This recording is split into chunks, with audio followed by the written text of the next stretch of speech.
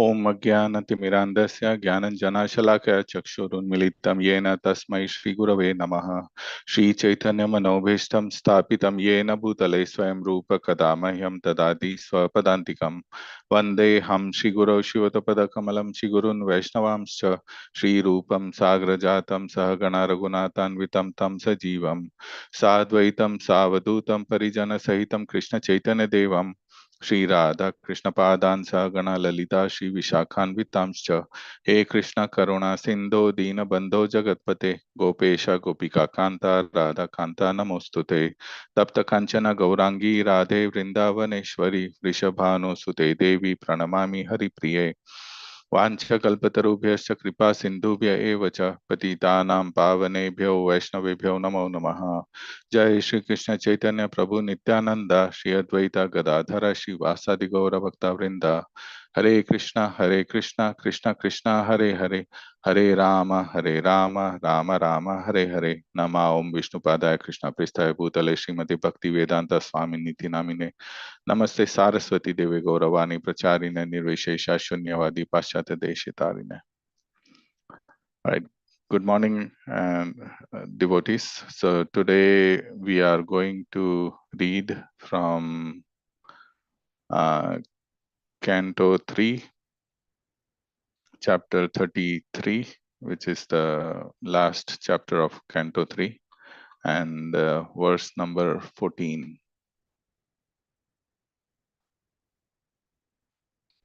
I'll share my screen. We will read the verse translation, word-to-word meanings and purport, and then we will quickly discuss the verse.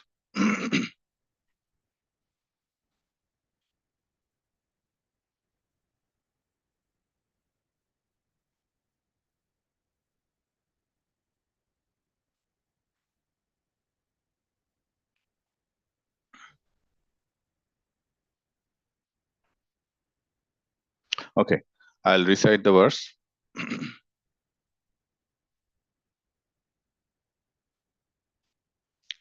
Abhikshnav kapishan jatilan kutila lakan atmanam kogra tapasa bibrati chirinam krishnam.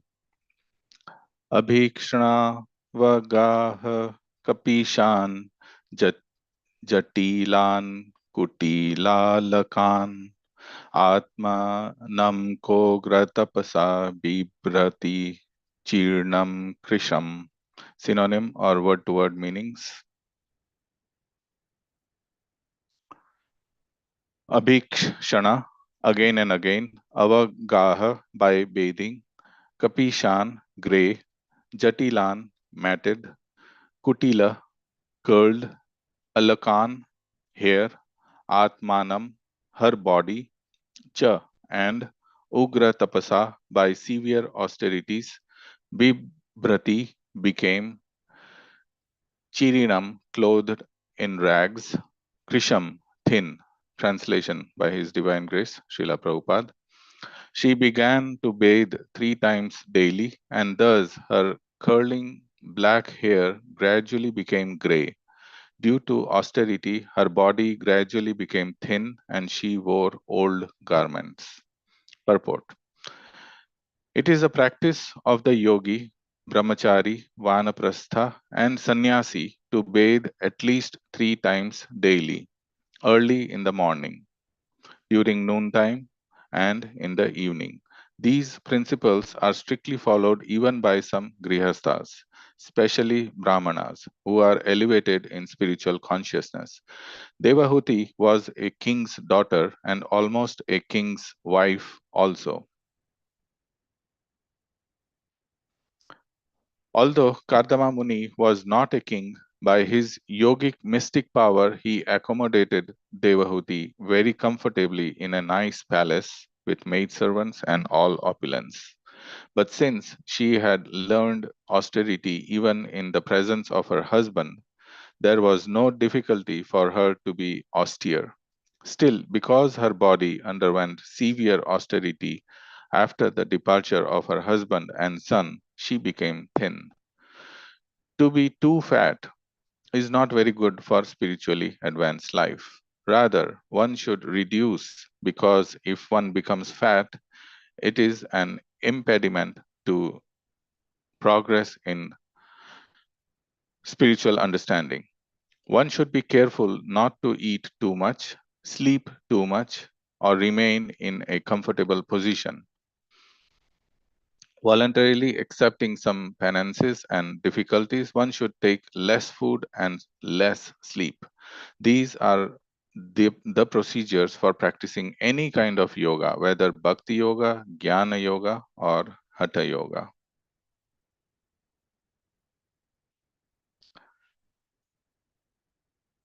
Om Ajnanatimirandasya Jnananjana Chakshurunmilitam Yena Tasmai Shri Gurave Namaha. Shri Chaitanya Manobhishtam Sthapitam Yena Bhutale Swayam Rupa Kadamahyam Dadati Swapadantikam.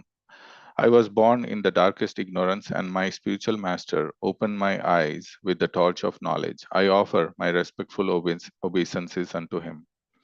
When will Srila Rupa Goswami Prabhupada, who has established within this material world the mission to fulfill the desire of Lord Chaitanya, give me shelter under his lotus feet?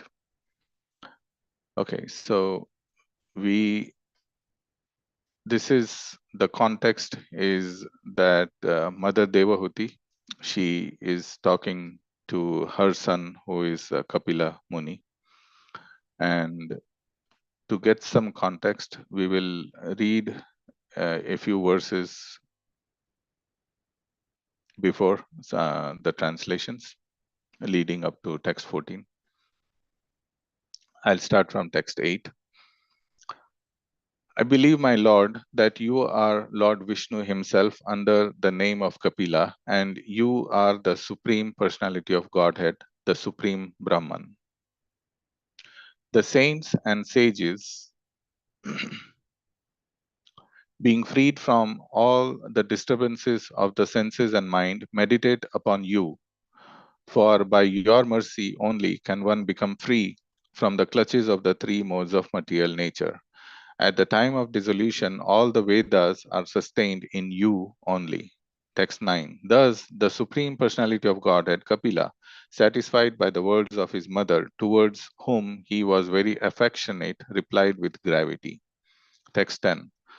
The Personality of Godhead said, My dear mother, the path of self realization, which I have already instructed to you, is very easy. You can execute this system without difficulty, and by following it, you shall very soon be liberated even within your present body. Text 11. My dear mother, those who are actually transcendentalists certainly follow my instructions as I have given them to you. You may rest assured that if you traverse this path of self realization perfectly, surely you shall be freed from fearful material contamination and shall ultimately reach me. Mother, persons who are not conversant with this method of devotional service certainly cannot get out of the cycle of birth and death. 12. Sri Maitreya said, the Supreme Personality of Godhead Kapila, after instructing his beloved mother, took permission from her and left his home, his mission having been fulfilled. 13. As instructed by her son, Devahuti also began to practice bhakti yoga in that very ashram. She practiced samadhi in the house of Kardama Muni, which was so beautifully decorated with flowers that it was considered the flower crown of the river Saraswati. And then today's verse, she began to bathe 3 times daily, and thus her curling black hair gradually became gray due to austerity. Her body gradually became thin, and she wore old garments.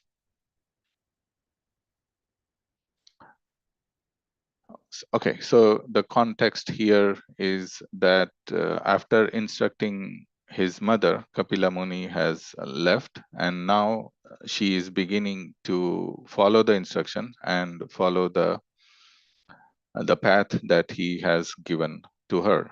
So this begins with her taking bath 3 times a day and leading an austere life. So here Srila Prabhupada says that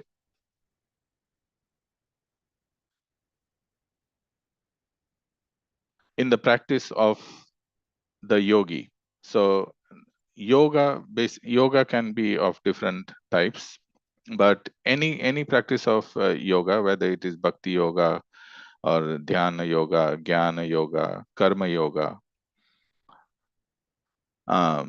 it is important to follow certain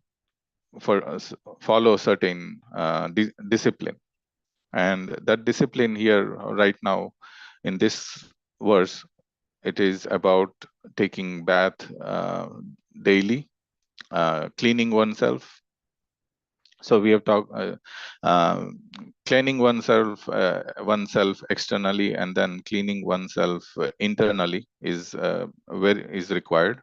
External cleanliness begins with taking a bath and cleaning oneself, keeping a clean environment, and internal cleanliness is by chanting the holy name, keeping Krishna in the mind.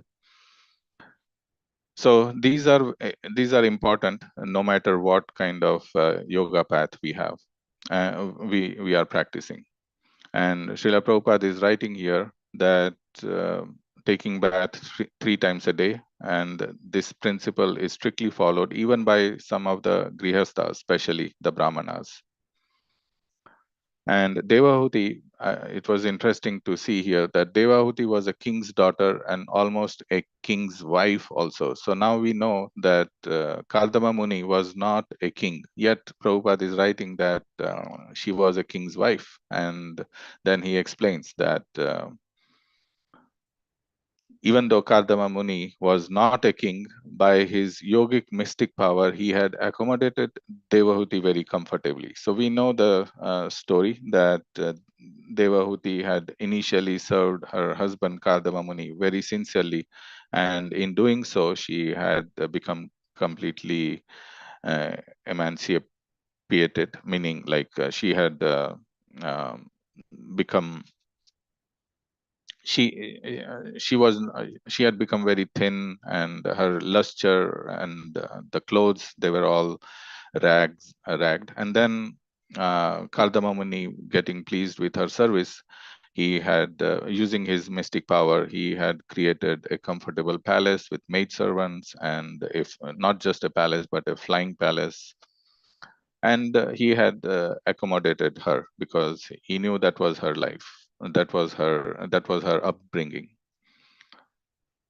But Devahuti was very sincere, and after Kadava Muni left, she inquired about the spiritual life. Obviously, as other devotees have discussed earlier, she was already an elevated devotee, but for our understanding and for herself also, she inquired about the spiritual life from her husband, and then when her husband left, she inquired from her son, Kapila Muni, who is none other than the Supreme Lord himself. And many chapters leading up to here, Lord Kapila has been instructing her, and these are extremely wonderful instructions even for us. And here we see that he has finished his instructions and he has left, and now she's beginning the practice. So here Prabhupada is writing that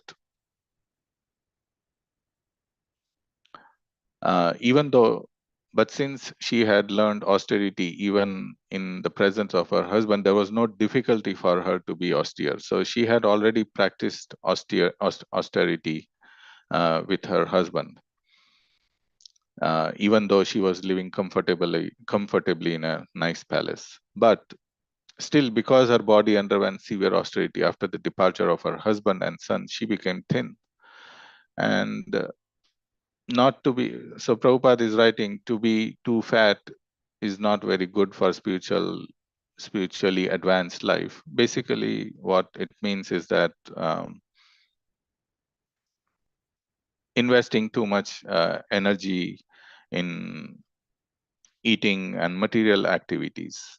Because if we want to if we are like focused on eating and sense gratification, it automatically means that we are investing time in cooking, thinking what to eat, what to make, what to eat, and that precious time is not used in the spiritual advancement. Rather, one should reduce, because if one becomes fat, it is an impediment to progress in spiritual understanding. And Prabhupada is then talking about being careful not to eat too much, sleep too much, or remain in a comfortable position. Voluntarily accepting some penances and difficulties, one should take less food and less sleep. So this is exactly also in the Bhagavad Gita, chapter 6, Dhyana Yoga. Krishna says the same thing here.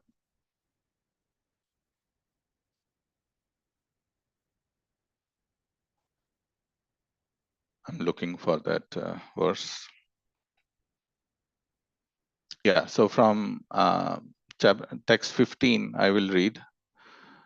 Thus, practicing constant control of the body, mind, and activities, the mystic transcendentalist, his mind regulated, attains to the kingdom of God or the abode of Krishna by cessation of material existence. 16. There is no possibility of one's becoming a yogi, O Arjuna, if one eats too much, or eats too little, sleeps too much, or does not sleep enough. 17. He who is regulated in his habits of eating, sleeping, recreation, and work can mitigate all material pains by practicing the yoga system. 18. When the yogi, by practice of yoga, disciplines his mental activities and becomes situated in transcendence, devoid of all material desires, he is said to be well established in yoga. So here Krishna is giving the principles of being well established in yoga. Mainly disciplined the mental activities and become situated in transcendence. So with this, I would also like to refer to another part of the Bhagavad Gita, chapter 18, where Arjuna is questioning about Tyaga and Sannyas. So we see that the verse that we are reading today is very much, living a life of austerity is not something in the brahmachari ashram. Yes, there is austerity, but then when one progresses from brahmachari to grihastha, and then grihastha to retired life, vanaprastha, and from there to sannyas, mostly in the sannyas life is that of detachment and renunciation, which is what this is mostly talking about. And then in chapter 18, we see that Krishna says that renunciation is not necessarily meant for the sannyas ashram only, but rather it is a mindset that that should or can be developed. So Arjuna's question in chapter 18 is, I wish to understand the purpose of renunciation or tyaga and that of renounced order of life, sannyas. So what is the difference between the two, O killer of Keshi Demon, master of the senses? And then Krishna goes on to explain that, I'll read the verses. The Supreme Personality of Godhead said, the giving up of activities that are based on material desire is what great learned men called the renounced order of life, or sannyas, and giving up the results of all activities is what the wise called renunciation. So he says that sannyas life is the renounced order of life, but giving up the results of activities is tyaga, or also it is called renunciation. Text 3. Some learned men declare that all kinds of fruitive activities should be given up as faulty. Yet, other sages maintain that acts of sacrifice, charity, and penance should never be abandoned. So, Prabhupada writes in the purport that even sannyasis, they engage in the activities of sacrifice, charity, and penance. And he gives the example that he and some of the sannyasis, they take part in facilitating the marriage ceremony of their disciples. Text 4.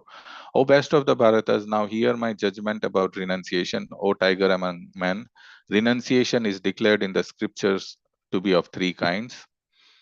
And then 5, 6, I will skip. And then in text 7, he says that prescribed duties should never be renounced. If one gives up his prescribed duties because of illusion, such renunciation is said to be in the mode of ignorance. And in that purport, Prabhupada, basically, he says that work for material satisfaction must be given up, but activities which promote one to spiritual activity, like cooking for the Supreme Lord and offering the food to the Lord and then accepting the food, are recommended. It is said that a person in the renounced order of life should not cook for himself. Cooking for oneself is prohibited, but cooking for the Supreme Lord is not prohibited. Similarly, a sannyasi may perform a marriage ceremony to help his disciple in the advancement of Krishna consciousness. If one renounces such activities, it is to be understood that he is acting in the mode of darkness. So in one sense, what Krishna has said, that both Tyaga and Sannyasa, they can be equal. It is a mindset. So in any position that we are, any type of yoga that we have, it is a mindset that we can adopt, and that mindset of austerity can be practiced even in our Grihastha ashram. And that's what Mother Devahuti is doing, being a wife of a husband and mother of a son. Even though they have left, she still holds that position, but she's beginning to practice those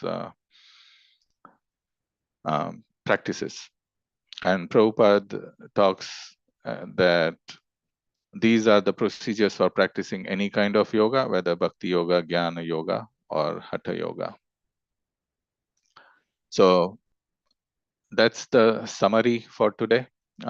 What we discussed is that Mother Devahuti is alone now, that first her husband left, Kardama Muni, and then her son Kapila Dev also left after giving her the instructions on the yoga system, which culminated in the Bhakti Yoga.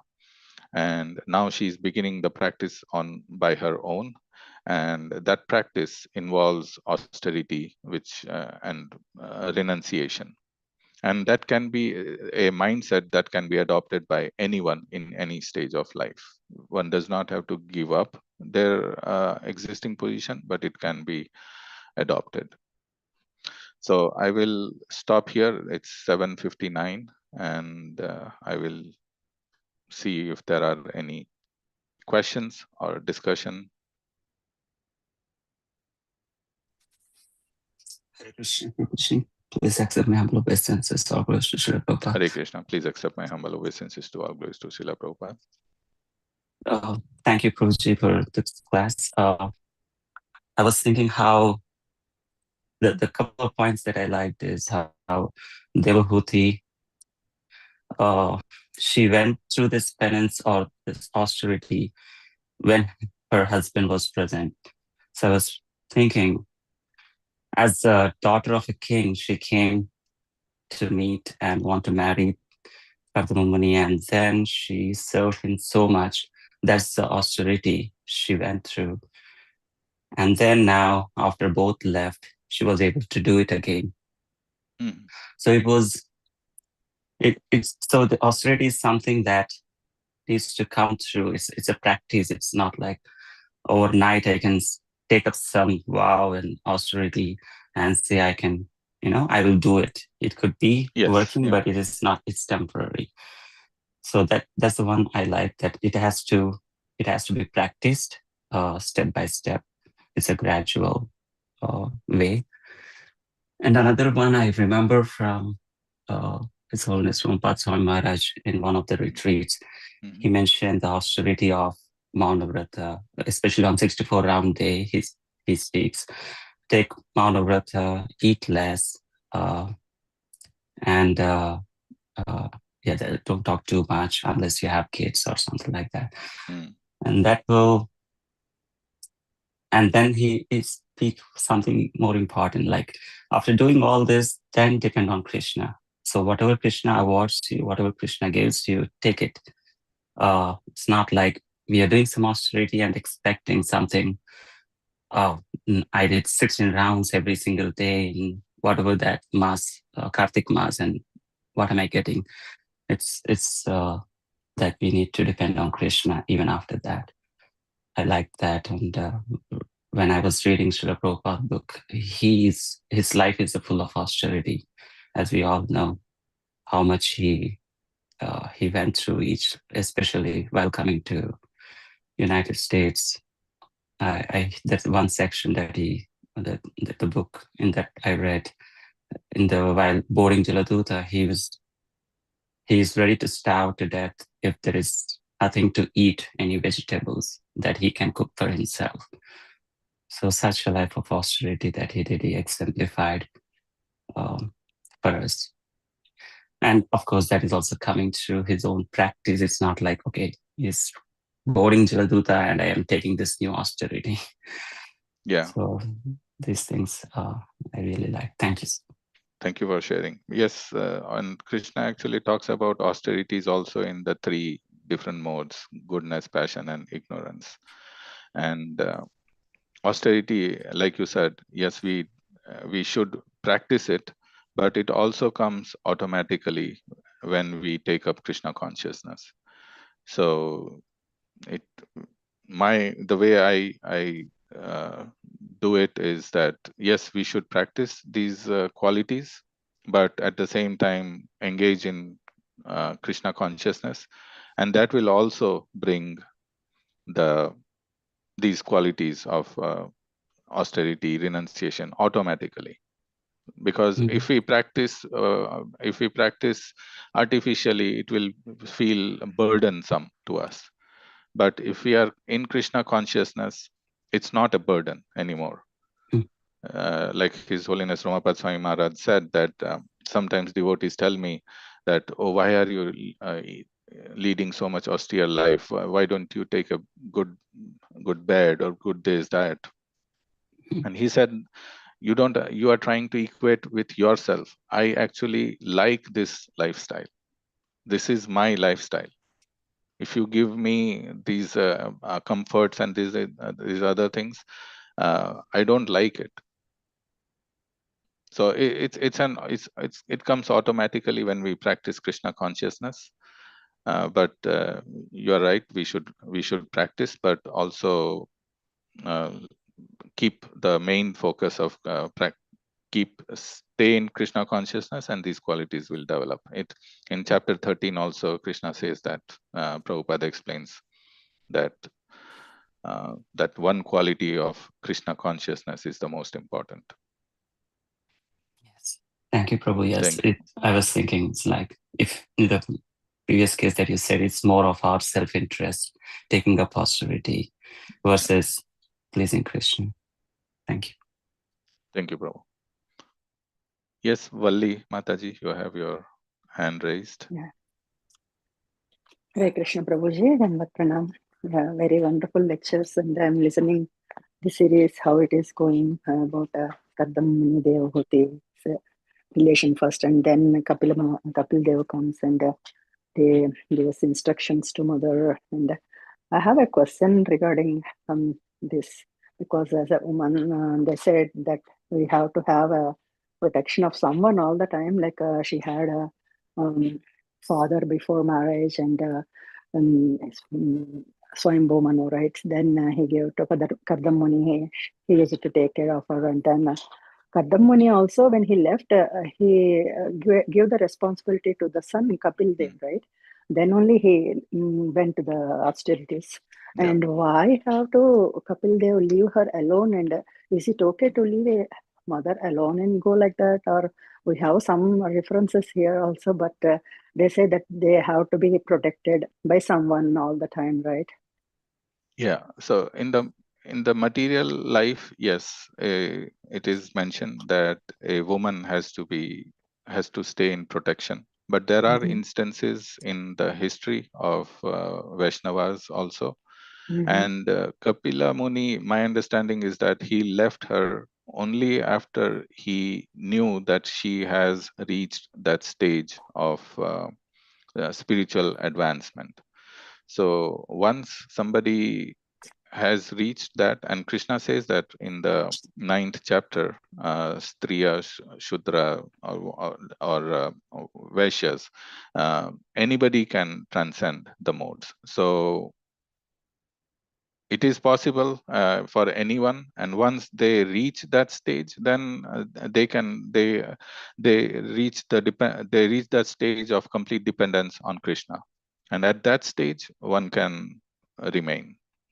But until then, it is recommended that they stay in with either the father, husband, or son. Okay, so now she's the complete realization and taking protection of Krishna only and no one else. Yeah. Okay.